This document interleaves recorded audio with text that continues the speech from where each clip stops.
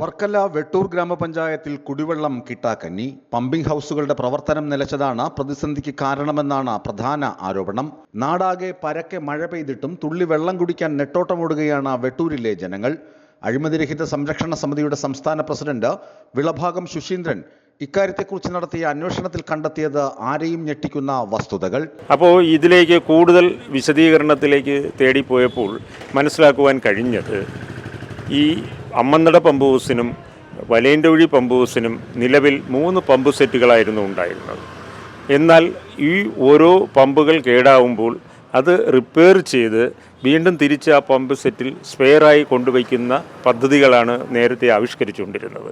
എന്നാൽ ഇവിടെ ഇപ്പോൾ നിലവിൽ ഇത് ശ്രദ്ധിക്കാൻ ഉദ്യോഗസ്ഥ തലത്തിൽ ഉദ്യോഗസ്ഥർ ഇല്ലാത്തതുപോലെയാണ് തോന്നുന്നത്. അതായത് വലയൻ്റൊഴി പമ്പ് ഹൗസിൻ്റെ ആയാലും അമ്മന്നട പമ്പ് ഹൗസിൻ്റെ ആയാലും ഓരോ പമ്പ് സെറ്റുകൾ കേടാവുമ്പോൾ അത് റിപ്പയറിങ്ങിനായി കൊണ്ടുപോകുന്നു. എന്നാൽ അത് റിപ്പയറിങ് പൂർത്തീകരിച്ച് തിരിച്ചിവിടെ കൊണ്ടുവന്ന് ഫിറ്റ് ചെയ്യാത്തൊരവസ്ഥയാണ്. അപ്പോൾ അതിൻ്റെ ഭാഗമായി വലയൻ്റൊഴി പമ്പ് ഹൗസിലെ ഒരു പമ്പ് കേടായി, അത് കൊണ്ടുപോയി, അത് തിരിച്ചു വന്നില്ല. അടുത്ത പമ്പ് കേടായി, അത് റിപ്പയറിങ്ങിന് കൊണ്ടുപോയി തിരിച്ചു കൊണ്ടുവന്ന് ഫിറ്റ് ചെയ്തില്ല. അവസാനമായി വർക്ക് ചെയ്തുകൊണ്ടിരുന്ന 3ാമത്തെ പമ്പും കേടാവുന്ന ഒരവസ്ഥ ഒരാഴ്ചയ്ക്ക് മുമ്പുണ്ടായി.